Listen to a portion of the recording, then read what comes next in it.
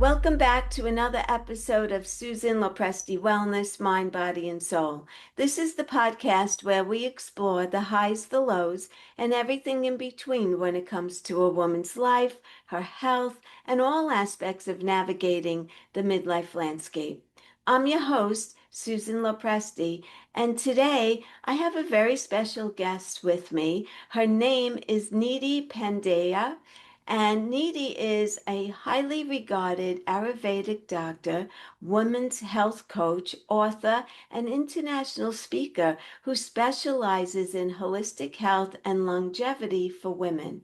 She's garnered a dedicated following of over 219,000 women from around the globe, hoping to learn more about her unique approach to aging and has been featured in Cosmopolitan, Vogue, Marie Claire, Better Homes and Garden, Healthline, as well as appeared on NBC, ABC, Fox News, and more.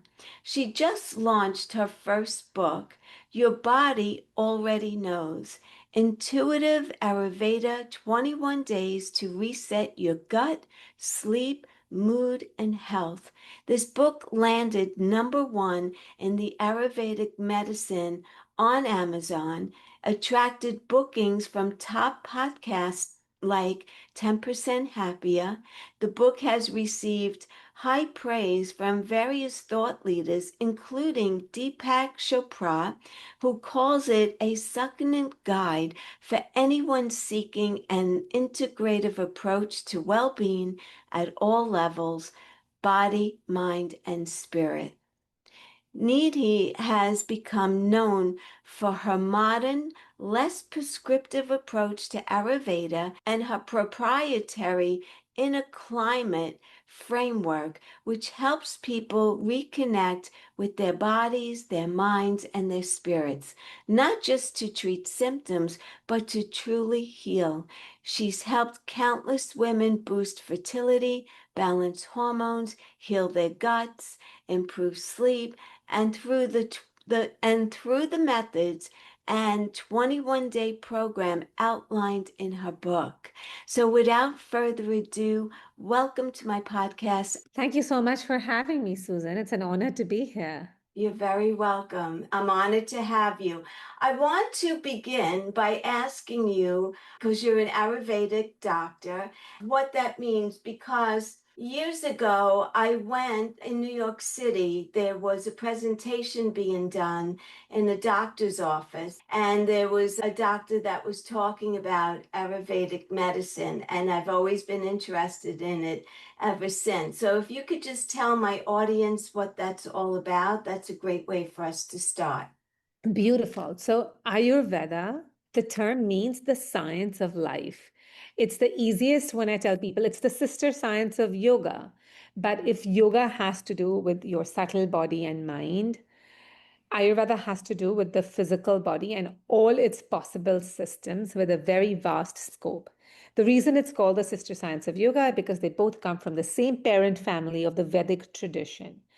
Now, Ayurveda covers everything from treatment and prevention of diseases to childcare, to fertility, to longevity, to nutrition, to lifestyle and exercise. If it has to do with how do you make the most of your time on this planet, Mhm. Ayurveda has it covered. Most known, however, most known for its treatment modalities, and now for some of its concepts that mainstream medicine is picking up, that has become very, very famous in the last few years. Even bioindividuality is a concept that Ayurveda talked about first. But also certain things that everybody must have heard about, like oil pulling and dry brushing and Yeah. tongue scraping, ashwagandha, turmeric, bullet coffee. They all have their roots in Ayurveda. In fact, one of the most recent Nobel concepts of autophagy has its roots in Ayurveda as well. Intermittent fasting, all of this has its tremendous roots in Ayurveda. So it is a really deep science, a very precise science that understands the human body and how it can function well, human body and mind both.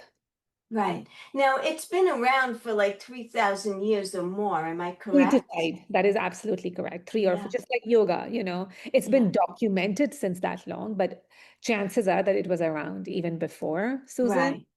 Right. And the beautiful part is that I've seen a lot of other cultures. I've studied blue zones. Yes. They didn't call the ways of their living Ayurveda. They align Ayurvedically because these are just laws of nature that exist everywhere on the planet.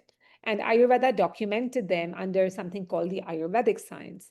But like more and more people are coming to the same conclusion. And traditional Chinese medicine has some really similar principles, but I suspect some of their literature is lost or not translated well because then it's not as comprehensive as Ayurveda. Ayurveda is very comprehensive for the literature that we have saved and has not been destroyed. Right. So tell us about the three doshas. So, that we're all not the same people. I mean, everybody listening to this suddenly feel comforted. You're not crazy. You're just different. And so example, Susan, you and I may eat the same foods, and let's say we're eating a spicy soup, right? I mean, I could react completely okay, or I could just burn out, and you could be completely okay, or you could just be like, oh my God, I cannot tolerate this. And for a third person, it could give a bowel movement. For a fourth person, it could give rash. So Mm-hmm. we know for sure that we have a different, everybody's body makeup is different, right? Ideally, honestly, we should all be the same, right? That's what my work is. That our life thrives in a certain optimum inner climate, what I call the inner climate. But our inner climate is affected, and usually it gets affected in one of three ways. The first way, and these are the three doshas. The first way that it can get affected is our body likes to start building more than it needs to. So it'll build more tissue, it will digest things slower, it'll build more plaque, it will build more sugar. You'll have everything will be bigger and slower in your body because it's just become a builder body. It says, I don't want to metabolize quickly, I don't want to move quickly. I just want to stay stagnant and keep building. And usually these types of people have similar problems, like they may have, they may be diabetic or pre-diabetic. They may have really slow, crampy periods. They may have more tissue than they like. They may even suffer from obesity, eventually from high cholesterol. They may be more depressed because their minds are not moving as fast. They may like to sleep a little longer and believe that their body needs this extra sleep when that's not the true case. That's one dosha. That's called the kapha dosha. The second is the pitta dosha. These people, oh my goodness, they are hot and fiery and their body likes to metabolize quickly, transform. So their keyword, if the first kapha keyword is building, the pitta keyword, which is the second dosha, is heat, hot, metabolize, transform. They eat food, they're the ones who'll eat large proportions of food and they'll just go to the restroom and they'll have bowel movements every day because everything is burning out in their system and they don't build much tissue sometimes. They're moderate people. But they also have a lot of heat, so they may feel acidic. They may have burning in their stools. They may have multiple bowel movements because everything is just like lava inside their systems. They may be more sensitive to this. They may not have all the symptoms, but some of these Yes. more sensitive to the sun because they're already so hot. So they may have freckles on their face. Their hair may burn out faster. They may have a skin condition or skin rashes because their blood is so hot. And they may even be sharp-tongued and may have a lot of anger in their head. They are the ones who also burn out quickly in life because they're just burn, burn, burn in their minds and bodies. The third is vata, which is movement. They're just like scattered. Everything in their body is all over the place. So which means that everything is either a certain way, like they may be very energetic, they may be very tired. They are very scatterbrained, not organized in their minds. In their body, they may experience these symptoms usually go together: bloating, anxiety, not deep sleepers, dry skin, dry hair consistently. And when they were children, chances are that they did not put on weight very quickly and easily. When they get older, it's a different story. They may have poor quality, more tissue, and they feel very gassy in their bodies. Mm-hmm. And they may have brittle bones, and their body's neither building well, it's not metabolizing well. The ideal situation for all of us is we should be building appropriately because we build new cells and we build new tissue out of the foods we eat. We should be metabolizing appropriately. You should have enough heat in your body, warm-blooded mammals, that all the processes are going normally. And there should be enough, there should be a system of decay and dryness, because at every given point, there are certain cells that are dying and decaying. You have stools in your body that dry out and they need to eliminate, you need to eliminate them. So drying and decaying is a process that the body continues regularly, but you don't want it to be extreme. So you don't get into the vata phase, you don't become a vata. So ideally, we should be doing all of these three things in a moderate fashion and in a very appropriate fashion. But the truth is, we have this genetic history. We come from a lineage where God knows what our ancestors did, what war, what epidemic they were in. That's the genetic framework that's passed on to us, the blueprint. And then we continue to live a life that may aggravate some of what we have already. So Mm-hmm. most of us find ourselves in one or two of these categories. Now, it's not perfect. You may notice that you have some from the first dosha, some from the last dosha, and that can Yeah. happen often, right? Because we are such a big, complex body. There may be one dominant, there may be one second dominant. That's why I like to personally, in my own practice, I'm moving away from the idea of doshas and I'm going to something that I call inner climate, which is more comprehensible to people. So I'm just going to say one last thing. Yes. In that, the kapha climate, the builders have a cold and stagnant climate. So if I want you to think about a place that's cold and stagnant, nothing grows really well. The sun is not shining too well. It's all wet and mucousy. It's so cold and stagnant. The pittas are usually hot and humid. Think Amazon rainforest, it's like Mm-hmm. so hot and they're just slimy and, it's just, it's not like fun. It's hot and humid. I mean, I come from Mumbai. That's where I live. Now I live in New York City. Mumbai is hot and humid. If you go in April, forget it. And Vatas are like a dry desert. Think about a cool and dry desert. Maybe hot in the day, maybe cold at night, like how the desert is volatile. So Yeah. Vata is volatile and things are in all directions. So I like to bring that inner climate to people so they can understand their bodies.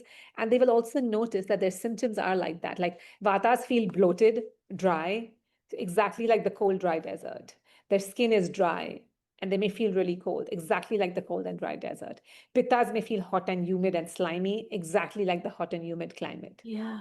So I like to bring that concept to people so that they can understand what their body's climate is. Today, most people are inflamed. They're hot. They're either hot and humid or they're hot and dry. One of the two. And because we've all gone, inflammation is exactly this kind of imbalance of doshas. But now, can't an individual be a combination of two doshas or sometimes three? So we all have three doshas. If we Uh, didn't have all three, we would not be living. If your okay. body was not building, if your body was not metabolizing, and if your body was not actually moving and decaying and depleting what needs to be sent out, we would not be living.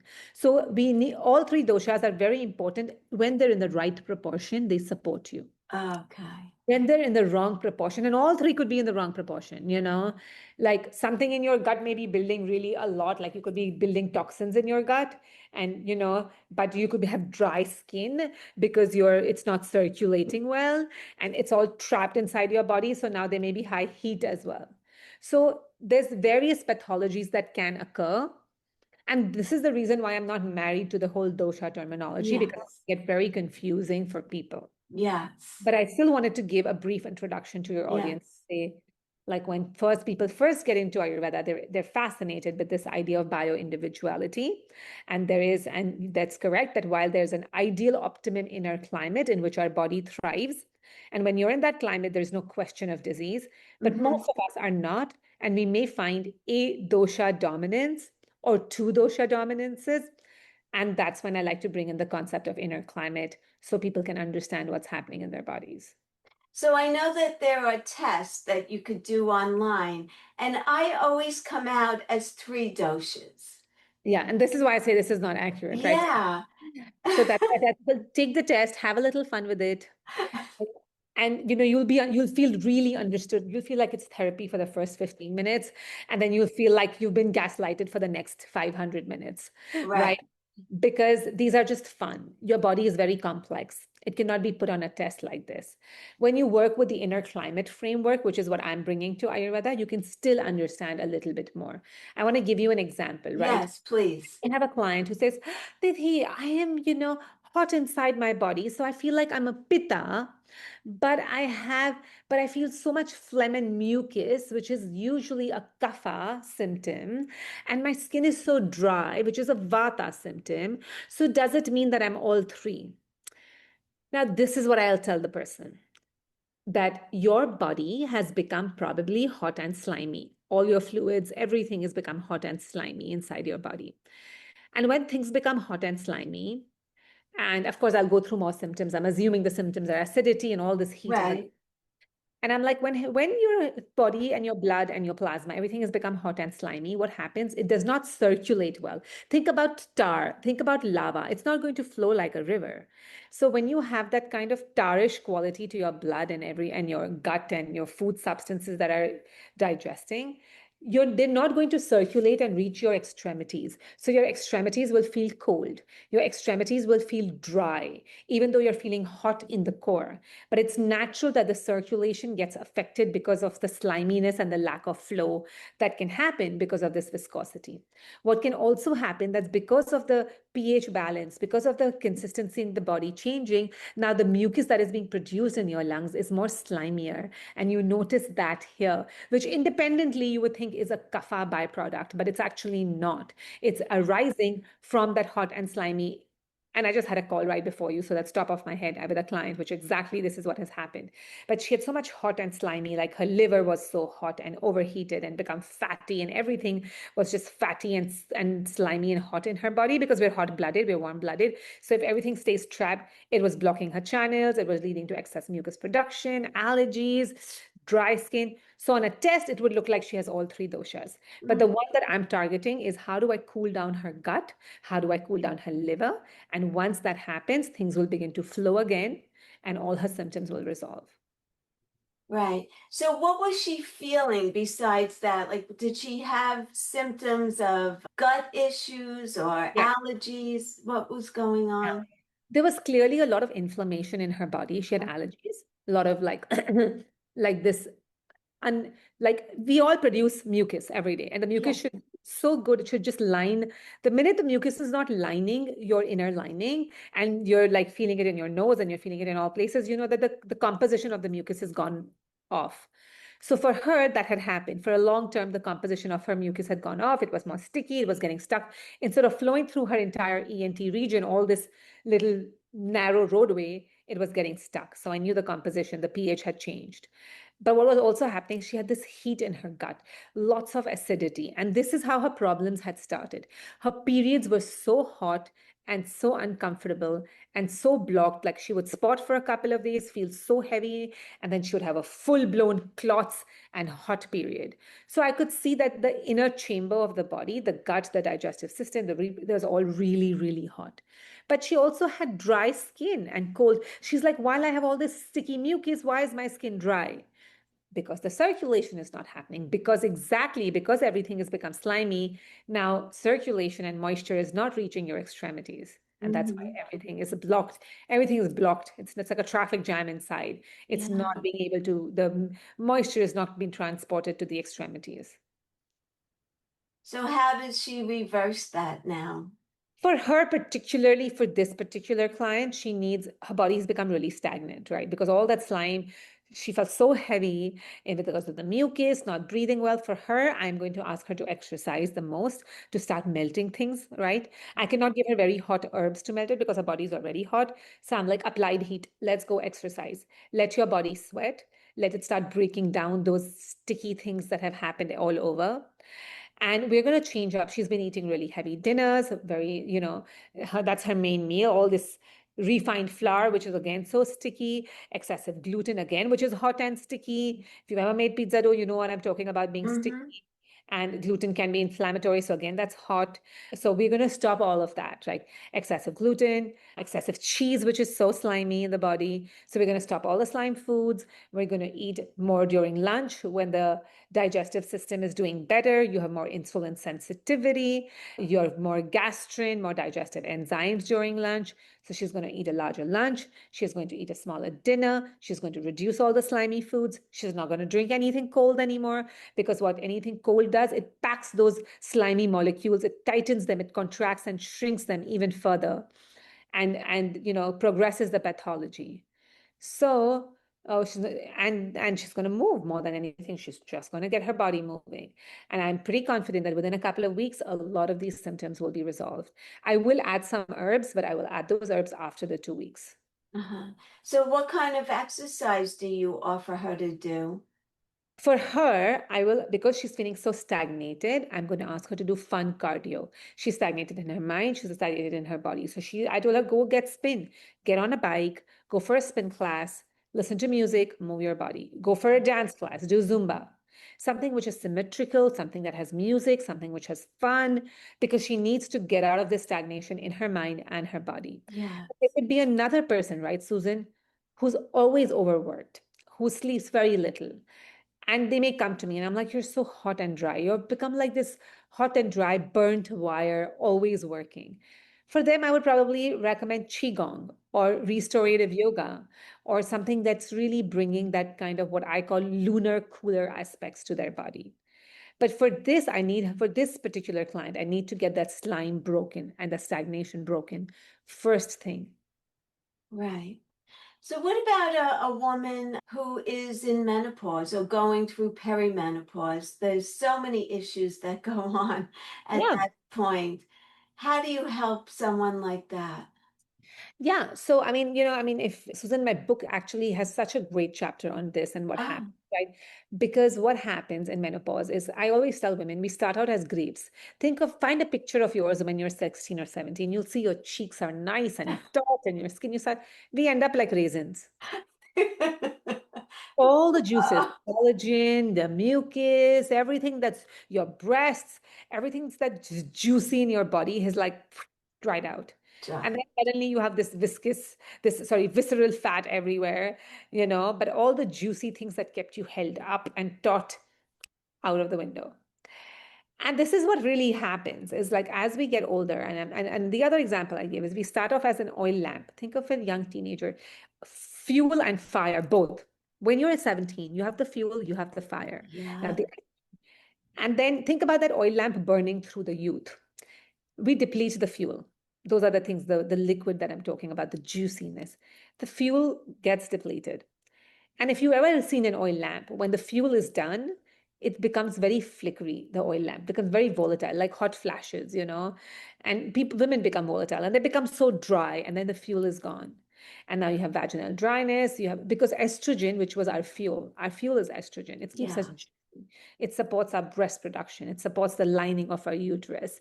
As long as you're having babies and you need to produce that uterine lining, and you may need to produce milk, and you may need to produce amniotic fluid, estrogen is kept intact in your body. And the minute that juice goes away, estrogen goes away, this is what happens to us. But there's a lot of things that Ayurveda has recommended for that, right? And that's a whole different episode. But it changes the way you're digesting food as well, because when it has no fuel, you'll have no fire, right? If you have an oil lamp and the fuel is over, the fire is gone. Your Correct. digestive fire is gone. Your enzymes have become weaker. So you cannot eat so much from your gut. It's not going to digest it. So I always tell people, lighten your dinner. Just do soups for dinner. You hit menopause, you hit perimenopause, eat for lunch, eat lunch. Because when the sun is high, your body's fire is high. We're diurnal mammals, we're daytime people, we're not tigers. So your body will still be forgiving during lunch, but for dinner, eat soups. But I also recommend oil massages. Ayurveda brings oil not inside your body, but on your body. And Abhyanga is it called? and your genius, Abhyanga. Yeah, I love Ayurvedic medicine. Well, you know so much. So I say Abhyanga your life out. But we also use oil in every single orifice, any hole that you can get it into. Nose, nasya, oil pulling. There's an eye procedure with oil, which you want to go to a center to do. The nose and the mouth you can do. There's oil in the ears. There's a way of doing that. There's oil in your vaginal cavity. There's oil up your anus. There's oil in your belly button. Any hole that you have gets oiled. Oh, So I didn't know. learn about these practices, right? Abhyanga, which is applying oil on your body, Yeah. easiest, super easy, everybody can do it. But I tell people you want to learn about these practices so you can do them correctly, you can do them right. And you can't go too wrong. With Abhyanga, nobody can go wrong, except for the fact that you don't want to do Abhyanga after you've eaten food. You want to do it before you shower and then get into the shower, basically. So that's one big practice for perimenopause. But there are plenty of other herbs like shatavari, like there are many herbs that you can bring into your life during those, which will help you to rebuild. They have phytoestrogens, and it'll help your body to support what's been lost. And sesame oil is what you use for abhyanga usually, or it'll be some herbal Ayurvedic oil where sesame is the base oil and there are other herbs added to it. And sesame is known to balance progesterone as well as estrogen. Oh, And it's remarkable that Ayurveda talked about. And it doesn't matter. Anybody who's listening to this, you don't have to be perimenopausal. You can be in any phase of your life yeah. and use it. We do it since day one. Since the day babies are born, they're lathered with this oil. So sesame oil, so when you before you go in the shower, you put it on? Is that what you said? You put it on and you massage your body with And it. massage your body and then take your shower. And But when it's you come out, you don't put the oil again. Yeah, no, you don't put the oil again. And it's Oh, also very detoxifying because the oil goes into your pores and brings grime to the surface. So not only will you protect your skin barrier from harshness of the water oh, because water is so harsh, but you'll also detox your body better. And you'll see there's very little need then and you'll have better body odor. You won't need deodorant. I've never used deodorant in my life. And I've never, I don't think I have any kind of body odor. Not that I've been told, not that I've experienced, but at the same time, it'll allow you to really have that really soothing, grounding experience. And you realize that your skin is shining and it's great after a few weeks. And you're more grounded and your nervous system feels better and everything else feels better too. is there a particular oil, sesame oil, that's recommended? So if you're getting plain sesame, you don't want to get toasted sesame. You want to get expeller pressed. But if you want to get an Ayurvedic oil, I'll say to get a Bala oil, Bala. Oh, I've heard of that. Yeah, Yeah. Bala oil, Bala Ashwagandha oil. These are the two oils that I recommend for women in this age. And could we get them on Amazon? These Probably. days, there are so many websites. Just look for a good rating, look for Okay. a source and then get it. You can't go so wrong with it. You're applying it on your body. You just want to look at the ingredients. You want to look at the expiration date. If the ingredients don't have anything funky, everything looks herbal and nice, no artificial fragrances, Yeah. and the expiration date is not 1800s, you're fine. Let's talk about oil pulling. I love that. I love oil Beautiful pulling. practice. Beautiful practice. I mean, not only is it's great for many, many reasons. Not only is it great for the health of your gums, right? Replenishing the microbiome, which is the most important thing. If your microbiome is right in your mouth, no cavities, no gum disease, no mouth odor, none of that will happen.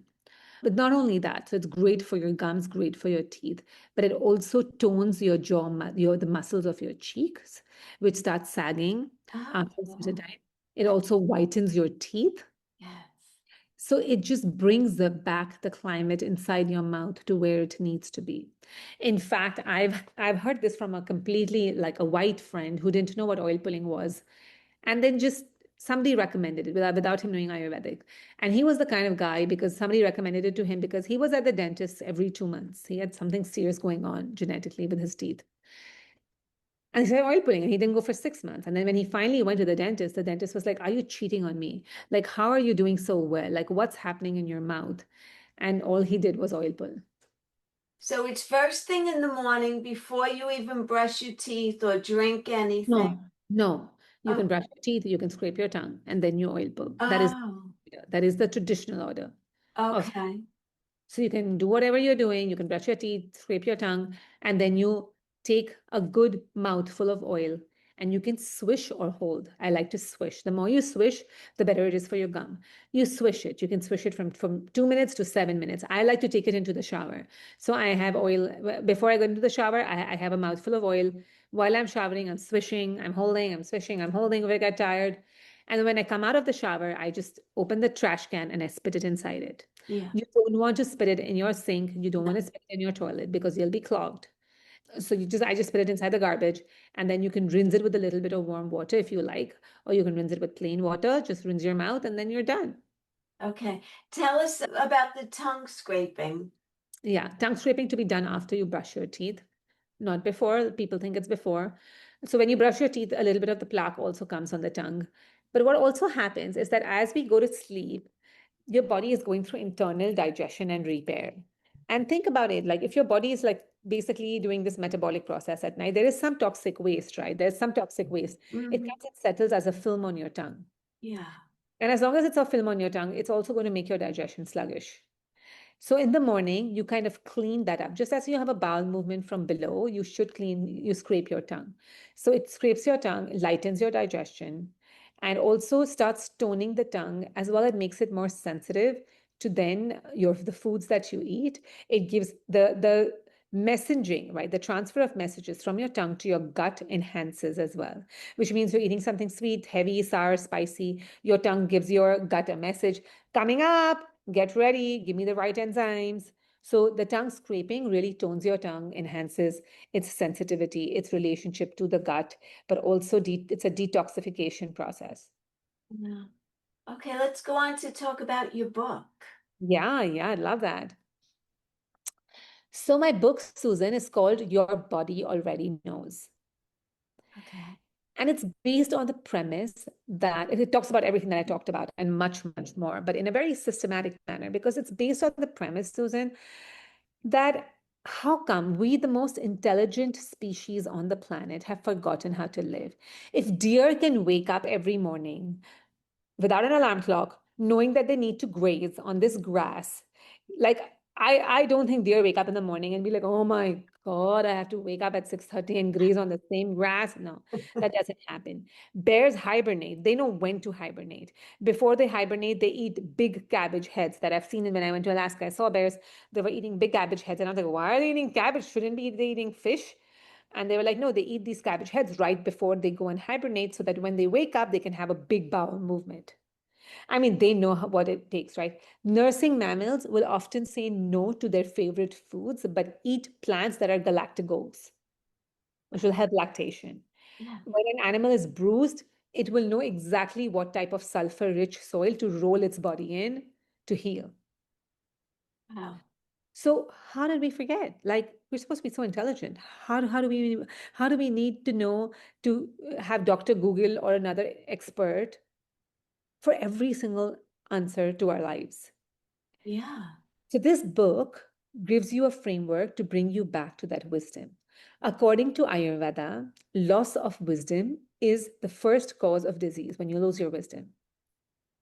So, you want to maintain more information, less wisdom, more information, less insight, more expert, less confidence in yourself. So I started realizing that, oh my God, all of these women that I've been helping, I've been set up for dependency and despair unless I gave them a framework for them to learn about their own bodies. So I started using this in my own practice. I said, I give people a framework so they can understand these laws of the universe, these three principles that govern everything. And the minute you have it, you're connected to your wisdom. Now you can make your decisions in a more empowered, and I'm not even going to say knowledgeable, but I'm saying in a more wise manner. Mm-hmm. Because you go back and you get connected to the source information of how our bodies function and how we're connected to the universe of when to eat, how to balance yourself. So my book is really based so for you to be the expert and not me to be the expert. And it's not for information, it is for wisdom. It has information, but through the lens of wisdom. Wow. I love it. And it just got published. In March, So, what is the name of it again? I have to write this down. your body already knows. Your body already knows. I love that. I'll put it in the show notes. It could be purchased on Amazon. Amazon, Barnes and Nobles, yeah. Okay. Wow. Neat. I think this is power packed. I think you've asked me some really good questions, Mm-hmm. and I think this is power packed. Just one question. So, someone who's listening to this episode and they're curious now about Ayurveda, what's your suggestion? Do they seek you out or an Ayurvedic practitioner, or what's your suggestion? So, Susan, the reason why I even wrote my book is because most of Ayurveda today is practiced very academically, where, they'll give you prescriptions, but for herbs and your diet and lifestyle, but it's still a prescription. You still are not connected to who you are. For example, you went to an Ayurvedic seminar and you loved it, but then you don't know who you are. You did the dosha quiz and you're like, I don't know what this means. I'm all three doshas. What does this really mean? Right. right? So and that's all of Ayurveda that's practiced today. So this is the reason why I wrote the book. Honestly, without meaning to market my book, I would say you want to start by reading my book because you want to get your foundation clear first. I'm also on Instagram, my_Ayurvedic_life, where I post a ton regularly. I always post my information only if it makes logical sense. You can take it through your logical brain, otherwise, it's not prescriptive, as well as through the scientific brain, right? So these are my two tests they have to pass, logic and science, both. And then once you've done some of this, then if you go out and seek out a practitioner, you already have, like, you're not confused. Otherwise, people are left often more confused, temporarily feeling better in their bodies because they get an herbal prescription, but actually being more scared because they're like, oh, I don't know what got me sick to begin with, and I don't know what's going to get me better if I've stopped these herbs. Mm-hmm. So you're located in New York City and you practice out of New York? And Susan, I practice all around the world. I have a virtual practice as well. Okay. I work with women in groups as well. So Okay. I have a group coaching program. I have a private circle. I do one-on-one. I'm going to teach a big Ayurvedic nutrition program, which people can also get a certification. And that's happening in October, November. Very, very nice. So I would need to get all of your information, your social media, your website, all of that, so I could put it in the show notes. I'm in Bayside in Queens, so we're Oh, not far from each other. that's amazing. I love it. Yes, yes. Okay, This was lovely. wonderful. This was really a wonderful episode with lots of information. I'm going to buy your book for sure Thank because, you. Thank as you. you could tell, I do know a little bit about Ayurveda and I've been I interested think in. you'll really, really enjoy it, is what I suspect from the intelligent questions you've asked me. I would love for you to leave a review once you've read I the book. will. It would mean a lot for us if you read, because I don't know what, like we've had so many sales, but people don't leave reviews. I don't know how that works. I will. I Thank, will. I I, promise. thank Thank you. you so much. It was great meeting you. Take care too. Bye. Okay. Take care. Bye now.